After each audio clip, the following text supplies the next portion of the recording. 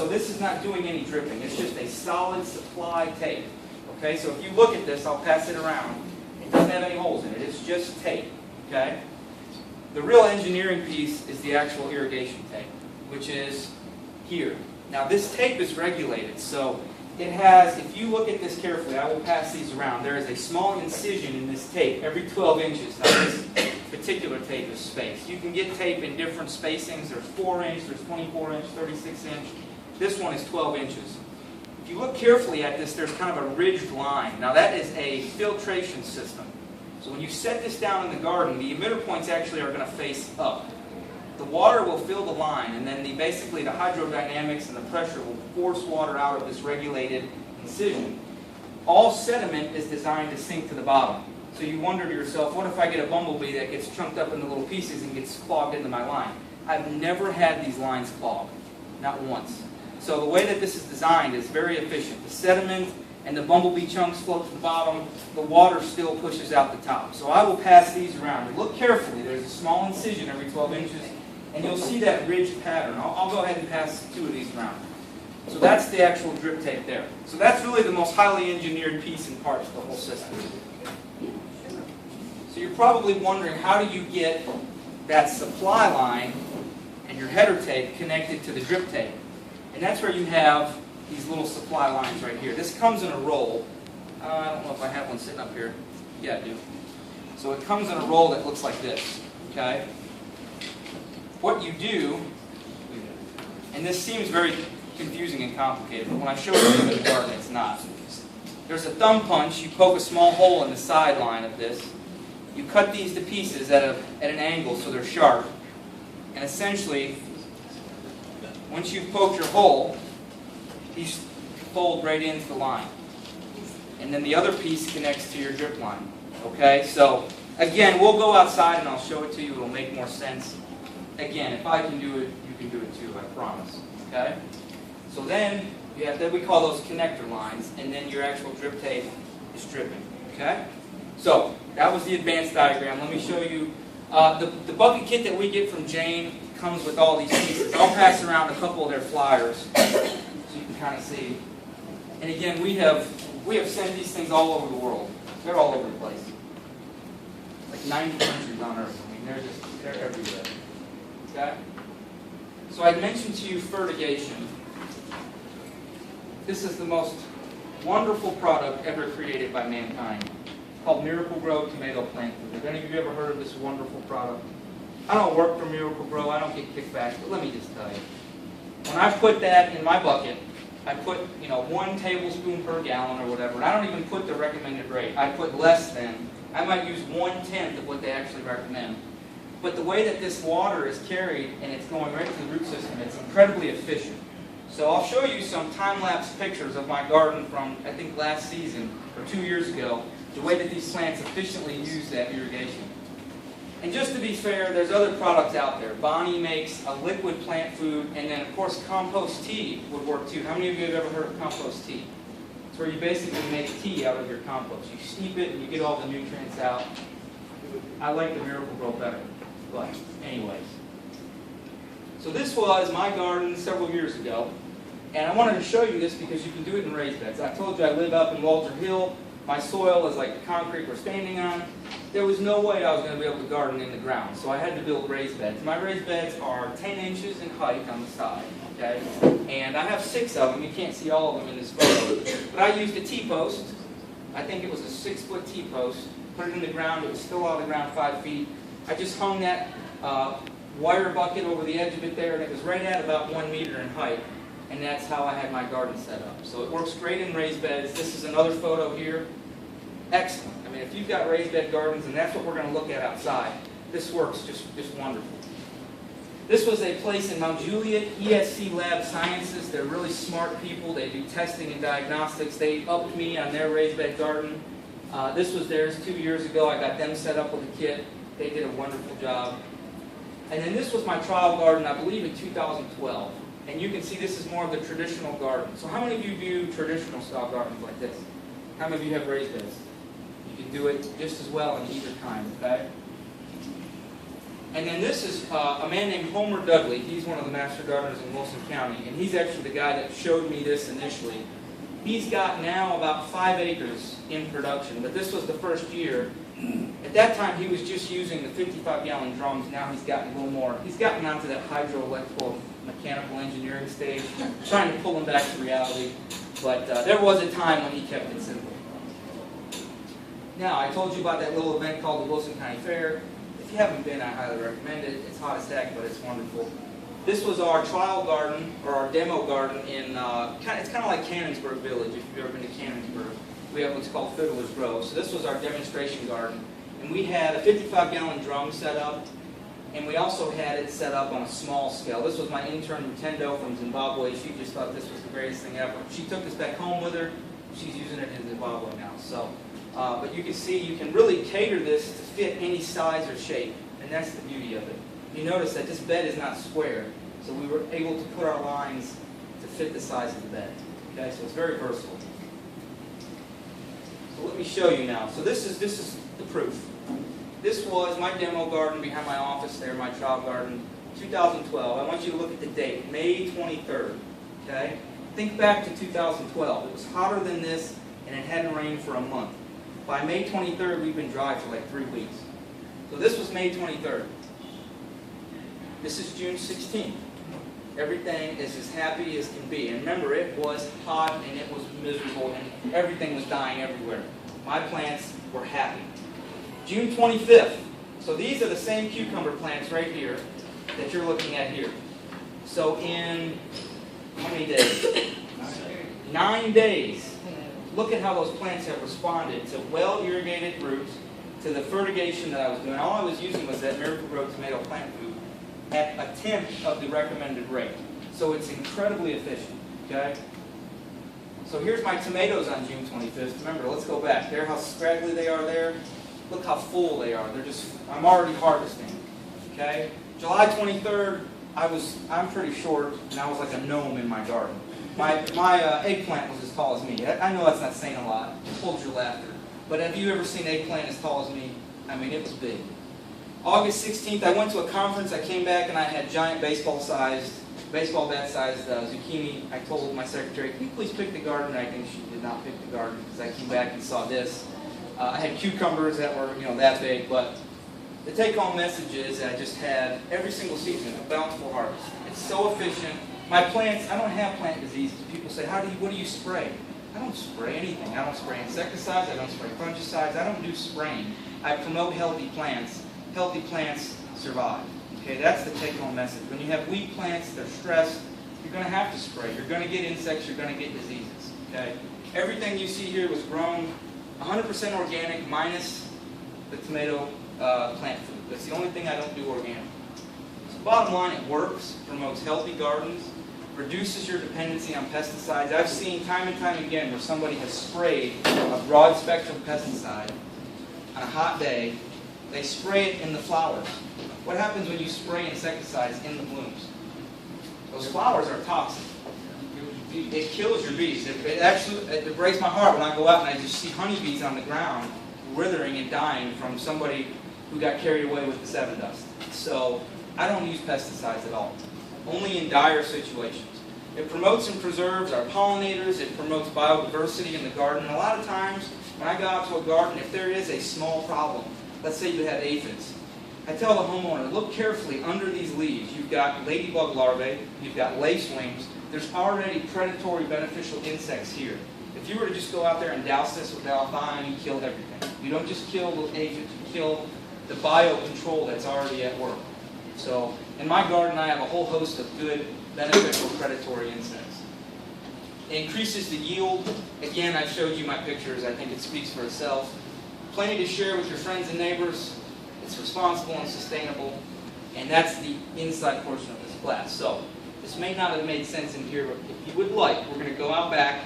I'm going to grab Janie and we're going to look at it in the flesh. Okay, so how many of you would like to go back there with us? We're going to go back there. Any questions before we go outside? How much slope? I've seen pretty good grade on it. I don't know exactly what the degree was, but I've seen this thing operate where you didn't think it could. I mean, I'm talking like this, and it's still, but I've got a smoking gun, but not that bad. and really, if you just position your barrel on the top side and work it that way, but I've never seen this not work. I mean, it's so versatile. If you, What's the maximum length? you know, I have seen with a 55-gallon drum, I have ran 400 feet off one drum. It says that the perfect condition is 100 feet per 55-gallon drum or 5-gallon bucket. I ran 400 feet off one bucket, and I was still able to get irrigation. If you want one of these kits, I don't sell them, but I know the guy that has them. The little micro kit comes with all the pieces and parts and 100 feet of tape. So if you want one, give me a call. I can get you connected with him. They're $20. I mean, it's just unbelievably inexpensive. So that's my email, jstefans@utk.edu, and that's my number there. So I can get you forwarded on. His name's Homer Dudley, and I can get you connected with him. So any other questions before we go out to the garden? So how long do you fill that 5-gallon bucket? How long do I fill it? I mean, when do you have to fill it up? How long does it take for it to drip down? So I have a couple size gardens. One of my gardens that I use at the office is like 20 by 20, and I have maybe 10 lines ran in it. I might use this if it's hot, once a day. If it's not hot at all, maybe 2 times a week. A 55-gallon drum once a week. Regardless of how hot it is, the garden we have at the fairgrounds that I showed you a picture of with a 55-gallon white drum, our garden gets watered once a week with that. If you cap it off, like to keep mosquitoes from getting in? You can use a cheesecloth or an old t-shirt and put it around, and every Pollock has bungee cords, so I have 9,000 bungee cords, and I just put the bungee cord around it. But the beautiful part is that when you water, even if you leave it uncovered, you can pull this out, and that screen, sometimes the screen gets algae on it, but you can take that out and just kind of tap it. So a lot of my gardens, I don't even keep this covered. I just let it stay uncovered. Do you use city water? Yeah, I mean, we're using city water, but you can use well water. The farmer that I showed you the picture of, Homer, his big garden, he's using well water. And it doesn't... The reason I was asking is I use city water, but I filter mine with, through the charcoal filter to take the chlorine out. Sure. And that way, it seems to me like it helps the plant. That's the reason I was asking. I mean, I've never had any adverse effects from using the city water, but filtering it is certainly not going to hurt anything. That's going to help a lot. That big white barrel, you get a lot of algae in it? Not usually, because the white barrel has enough sunlight that gets into it that it's going to kill any of that algae. If it was shady, it gets a lot more algae. So a lot of times the blue barrels tend to get more algae, believe it or not, which seems a little counterintuitive because the algae needs sun to grow, but the white barrels don't ever have any issues. We've had more issues with the blue barrels. I've had the exact opposite happen. Because I think ours is in such a sunny spot that the blue barrels are getting overhead sun, and then it's staying shady enough that it promotes more of that. I don't know. But the white barrels have never had algae blooms. So we've been lucky. It may be different in your I'm just situation. going to put it out there and see what happens. Good deal. Why don't you mulch? I do mulch now. This is one of my former professors, Dr. Bornandis. We call him Dr. Dirt. See, he's quizzing me. I mulch with pine straw. I like pine straw. I don't like wheat straw, because you know what wheat straw carries in it? It's not weeds, so what the... Wheat. And you have to pick wheat. A lot of times I'll use it at the end of the season because then I get a free cover crop out of it. So in August I'll go out there and put down wheat straw, and by March of the next season I've got wheat this tall. So I weeded it down and I till it in, and it's such a great biomass and good cover crop. But I use pine straw because it slightly acidifies the soil, it's cheap. You got to watch for scorpions. I got a call from Home Depot last summer. They had a guy working loading up pine straw. He got stung by a small scorpion. If you know anything about scorpions, small ones are the deadly ones. But I do mulch now. Well, then, are you also concerned about the lime you may have to add in your garden? In terms of with the Well, acidifying You of said it acidifies your garden. our garden stays, the pH was already so high. I think we were at like a 7.3 when I inherited it. So putting down the pine straw just now put us where we need to be. But it's such a slow, what I found at least. You may disagree, but it's such a slow release of that acidifying. He's trying to. Get a soil test and follow the recommendations. Do you work for UT? He's a master gardener. Soil testing. How many of you have never soil tested your garden? How many of you are lying to me? Get a soil test. No, really though. Soil testing is it's essential. You know, a lot of people deal with the same issues. If your pH is off, your plants cannot actively pull in the minerals and nutrients that they need to grow. A lot of gardeners have their pH way too high. Most of our garden veggies prefer slightly acidic soil. Tomatoes, 6.2 to 6.5, they're happy. If you got a 7.5 pH or a 9, which I saw this year, believe that or not, your plants are not going to do I it. believe that. In Wilson County it can happen, but soil test. It's $7. You can bring it to the Rutherford County Extension Office right here. You can get it tested for up to 4 different specific things. You can get a general veggie garden test. You can get it tested for fruit trees, shrubs, flowers, hay. If it grows, you can get it tested. Let's How put it that way. often do you need to soil test? I say every 3 years for home gardens. Now, if you're doing something on a commercial scale, every fall. And if you have to acidify or raise your pH, do it in the fall because it takes time. People always soil test in the spring and they want to just instantly change their soil pH. It doesn't work that way. You need to add that lime or that sulfur in the fall, so then by the time you plant in the spring, your soil is ready to go. Okay? You see, you tried to throw He me did off. good. He did. Did I pass? Did I pass? Give him a C. Oh, I'll give him an A.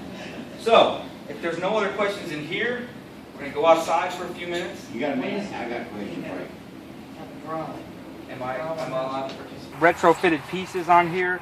Normally I have mine just what you saw in there, and my 50-gallon drum, just that plug in the base. But they have put this threaded valve on, and they have these pieces retrofitted. But essentially you can see right here, this is their plug, and those are their supply lines. They have them submerged. I'm lazy. I don't submerge mine. I just let them sit. I use those landscape fabric pins. Have you ever seen those? You get them at Lowe's. They look like this, and that holds my line down. So you can see this is their water source. They've got it covered. They have a lot more free time than I do. So they've got it running underneath here and coming back out. Now this is that reverse threaded screw. Remember we were talking about that. And here it is. I think they have it running directly into their drip line though. So you can do it either way. They don't have header tape. They've got it running directly into their drip line. So if you come over here, you can see it in action.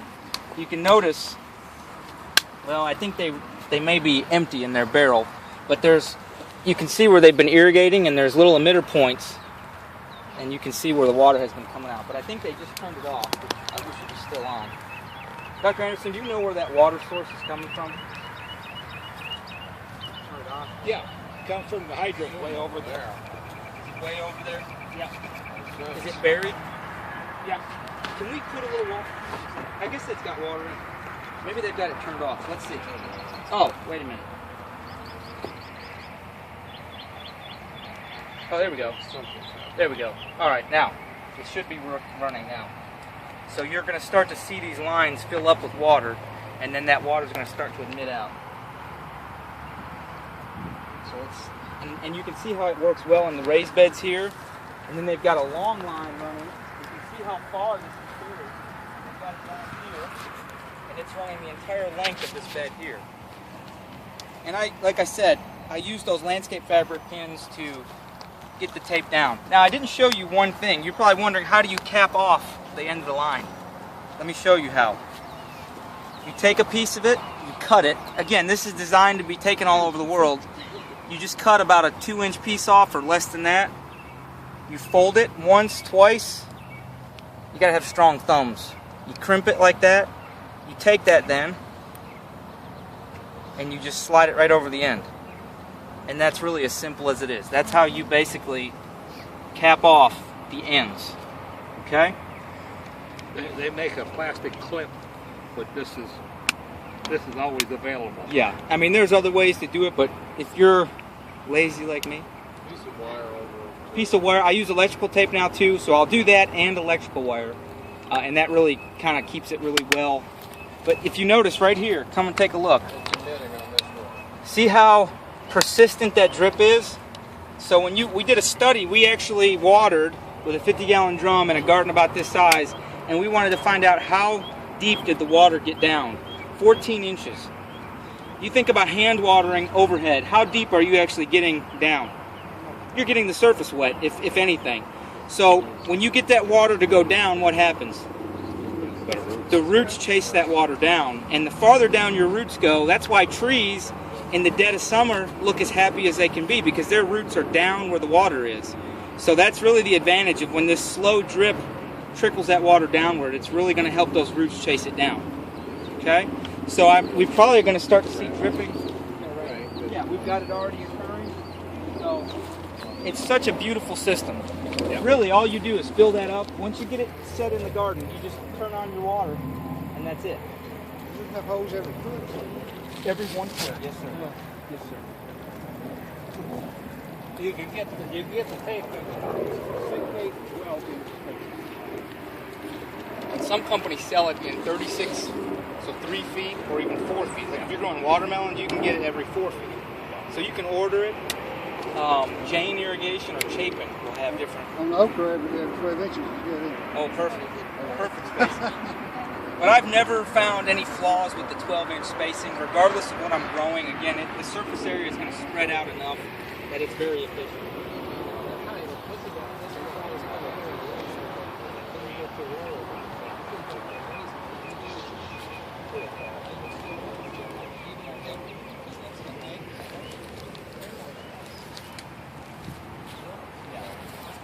So one thing we did notice that their barrel is not at 42 inches, and they're still getting plenty of pressure out of this. So the system is very versatile. I mean, it doesn't have to be, you don't have to be a hydromechanical engineer to understand it.